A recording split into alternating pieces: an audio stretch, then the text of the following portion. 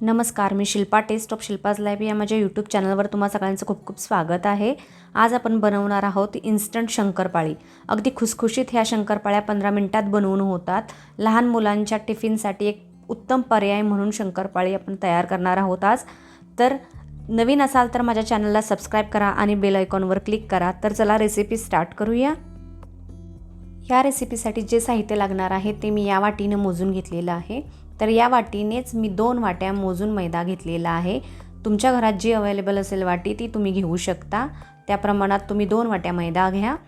चवीनुसार 1 चमचा मीठ घ्या। त्यामध्ये गरम तेलाचं मोहन करण्यासाठी मी मध्ये जागा करत आहे।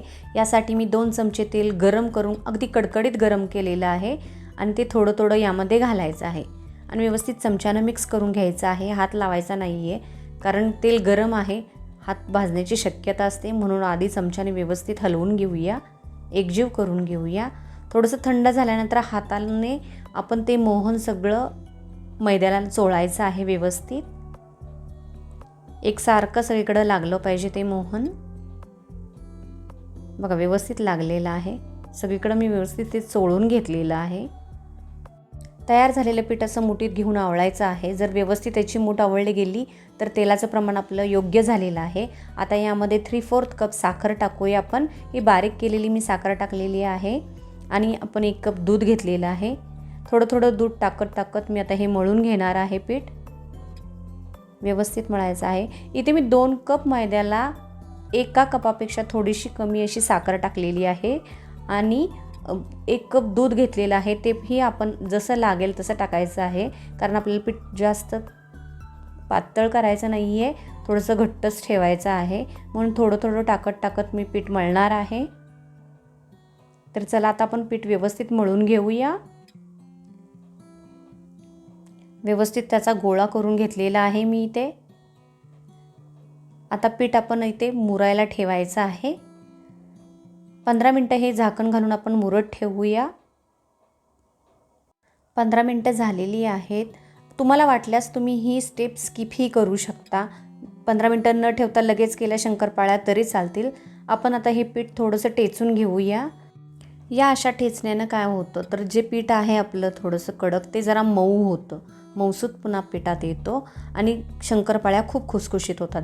जेवढा वेळ तुम्ही असं ठेचाल तेवढा वेळ त्या शंकरपाळ्या अशा छान खुसखुशीत बनतात। तर व्यवस्थित मी ठेचलेलं आहे, 10 मिनिटं पुरेसं आहे त्याला। आता आपण याचा व्यवस्थित 2 गोळे बनवून घेऊया। मोठे मोठे गोळे करायचे कारण आपल्याला जाड पोळी लाटायची आहे।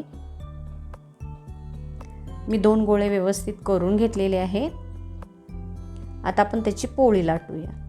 तर अशी जाडसर अशी पोळी लाटून घ्यायची आहे। पातळ करायची नाहीये पोळी अजिबात, जाडसर करायची आहे। चला तर आपण शंकरपाळ्या आता कापून घेऊया। व्यवस्थित सुरीने मी कापून घेत आहे शंकरपाळी। तुमच्याकडे जर करंजी करायची फिरकी असेल तर त्यानेही तुम्ही कापू शकता, नसेल तुमच्याकडे तर तुम्ही सुरीनेही ती कट करू शकता। तर मी अशा जाडसर अशा शंकरपाळ्या इथे कट करून घेत आहे व्यवस्थित। बघा एवढ्या जाडीला हव्यात। आता तेल थोडंसं गरम झालेलं आहे, मी गॅस मंद करत आहे। अगदी बारीक गॅसवर तळायच्या आहेत शंकरपाळ्या। खूप कडक तेल करायचं नाही आहे, खूप कडक तेलात टाकायच्या नाहीत, नाहीतर त्या बाहेरून फक्त करपतात आणि आतून तशाच कच्च्या राहतात। अगदी मंद गॅसवर अगदी हलवत आपण करून घेणार आहोत शंकरपाळ्या। थोड्याशा लाईट ब्राऊन करणार आहोत आपण शंकरपाळ्या ह्या। बघा व्यवस्थित अशा झालेल्या आहेत, आपण काढून घ्या। असाच कलर हवा, कारण बाहेर काढल्यानंतर त्या अजूनही काळ्या पडतात। हळूहळू आता सगळे आपण तळून घेणार आहोत। गॅस मंदच आहे आणि सगळे तेच जरासे लाईट ब्राऊन कलरमध्ये आपण काढून घेणार आहोत सगळ्या शंकरपाळ्या। बघा किती छान झालेल्या आहेत सगळ्या शंकरपाळ्या। मित्रांनो, ही रेसिपी तुम्हाला कशी वाटली हे मला कमेंट बॉक्समध्ये नक्की सांगा आणि नवीन असाल तर माझ्या चॅनलला सबस्क्राईब करायला विसरू नका। त्याचबरोबर बेल आयकॉनवरही क्लिक करा, म्हणजे माझा येणारे नेक्स्ट व्हिडिओ जो येईल त्याची नोटिफिकेशन तुम्हाला मिळेल। पुन्हा भेटू नवीन रेसिपीसोबत। Bye bye.